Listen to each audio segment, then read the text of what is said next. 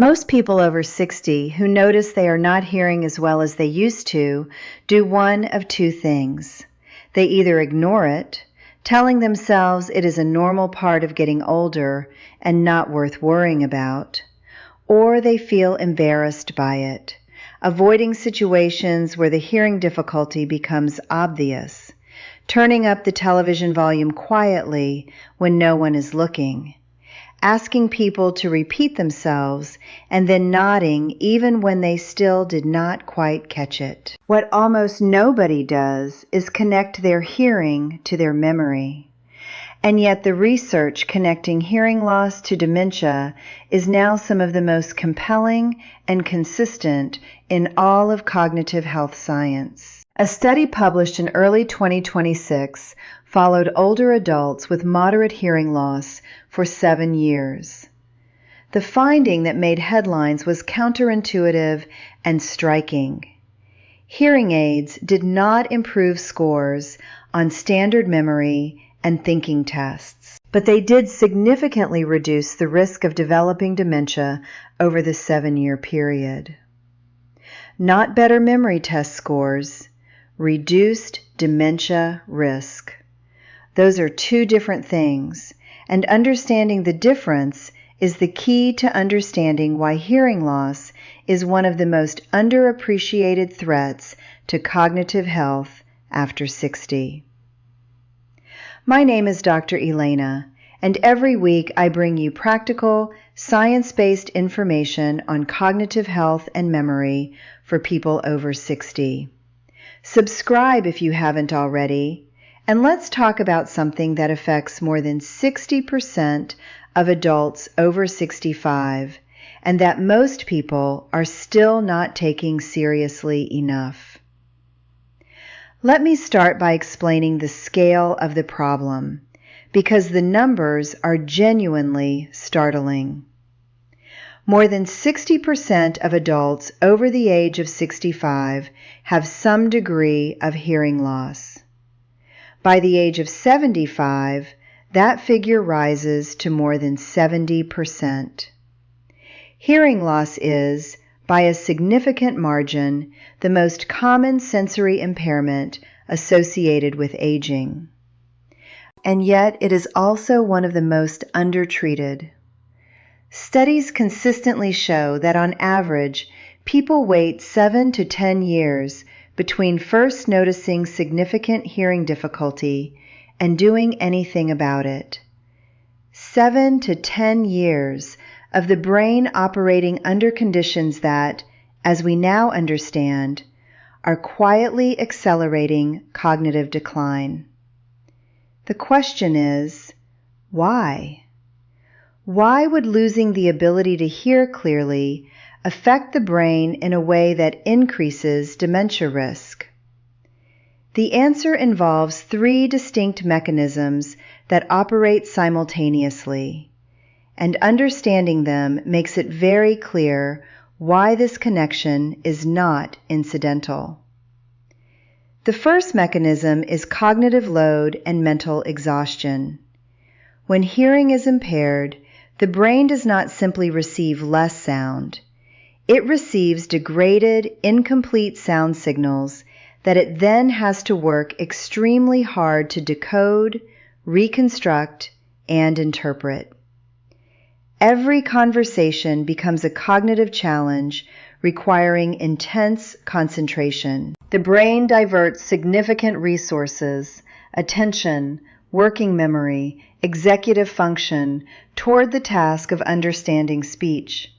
Resources that would otherwise be available for memory formation, learning, and reasoning are consumed by the compensatory effort of hearing. This is sometimes called the effortful listening hypothesis, and it has strong experimental support. Brain imaging studies have shown that people with hearing loss show greater neural activation in areas associated with effort and cognitive control when listening to speech, even when they report understanding the conversation. Their brains are working significantly harder than those of people with normal hearing to achieve the same result. Over years and decades, this sustained cognitive overload depletes the brain's reserve, the resilience that protects against dementia, in ways that are measurable and significant. The second mechanism is brain structure change. Several studies using brain imaging have found that adults with untreated hearing loss show accelerated atrophy, shrinkage, in specific brain regions, particularly those involved in processing sound and language, but also in areas involved in memory and higher cognitive function. The auditory cortex, deprived of its normal input, begins to reorganize itself in ways that reduce its functional capacity.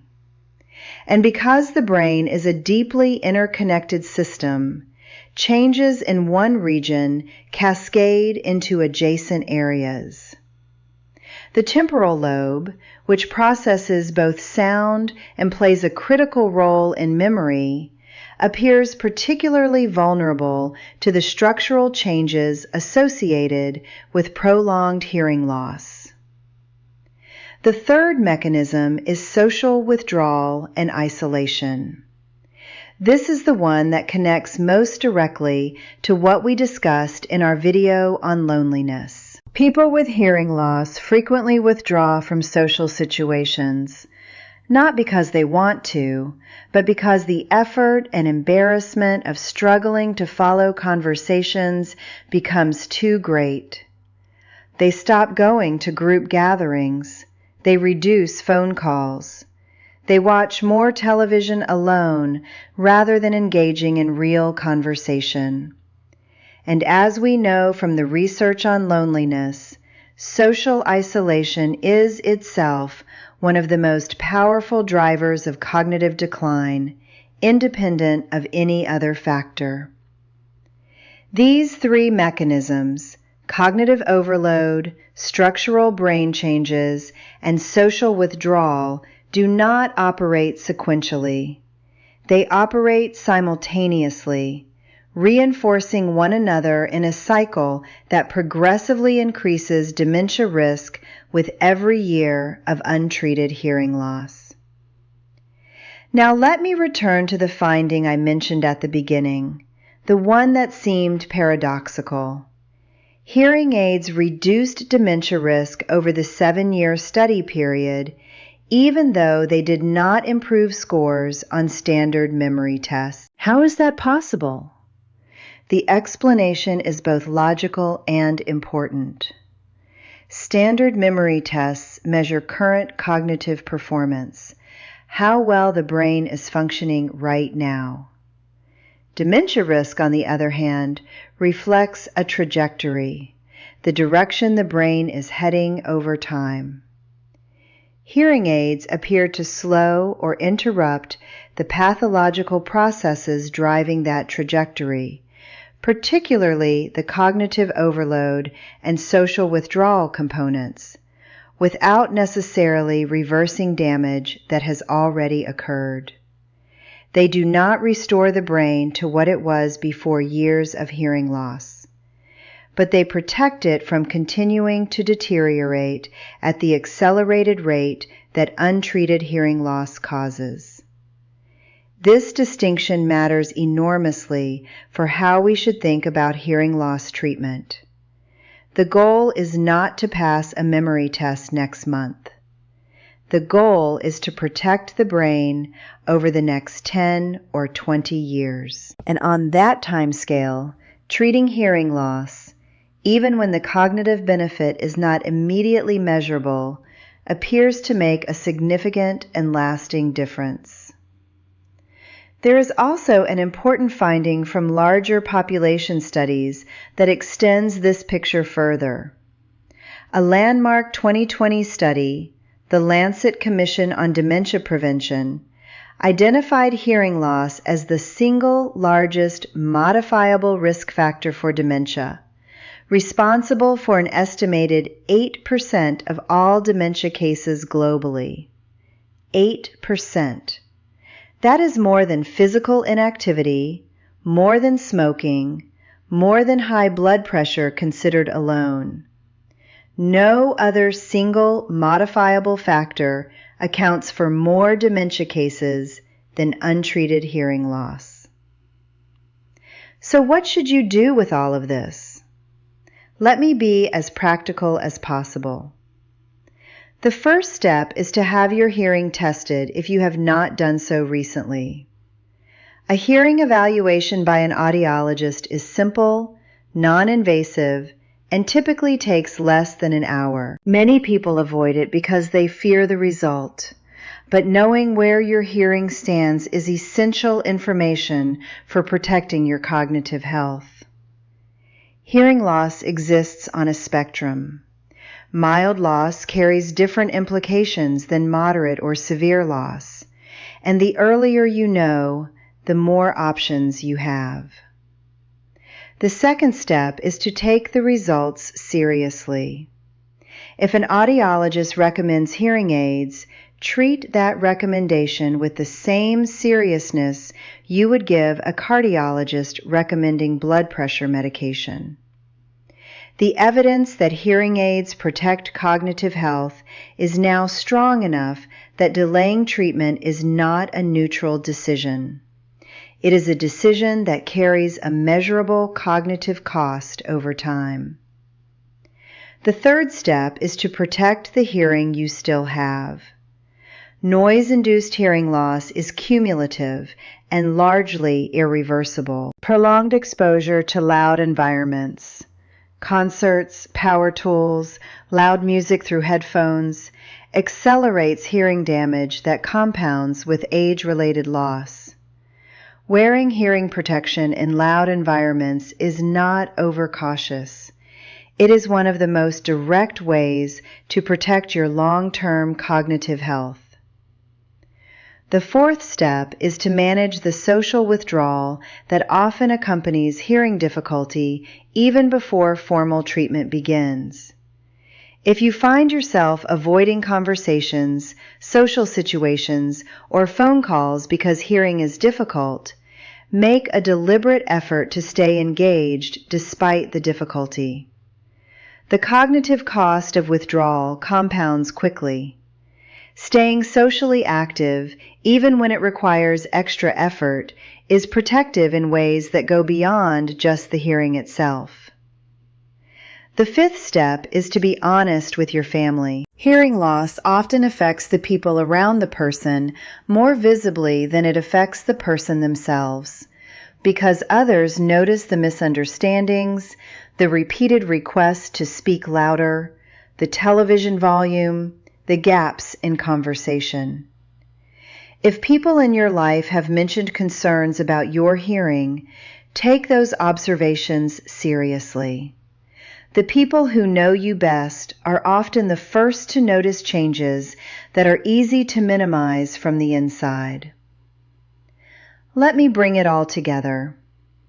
Hearing loss affects more than 60% of adults over 65 and is the single largest modifiable risk factor for dementia, accounting for an estimated 8% of all dementia cases globally.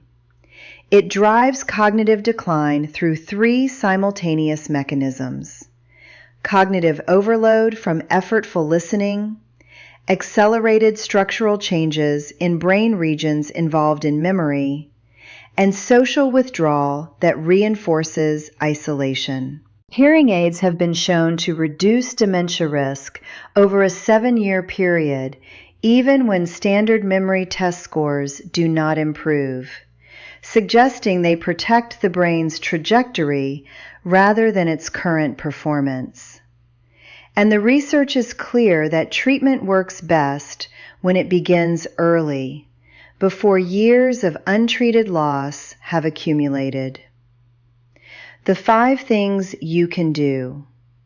Get your hearing tested if you have not done so recently.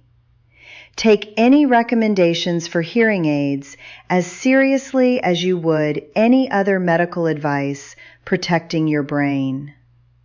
Protect the hearing you still have by limiting exposure to loud noise.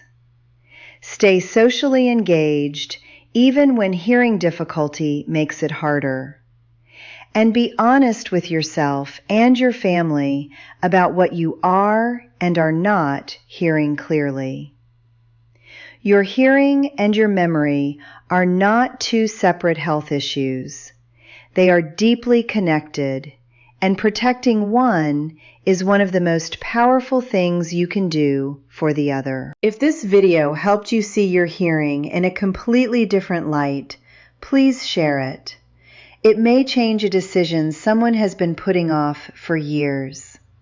Subscribe to the channel for a new video every week on memory and brain health after 60. And leave me a comment. Have you had your hearing tested recently? And if not, what has been stopping you? I read every single comment. See you in the next video.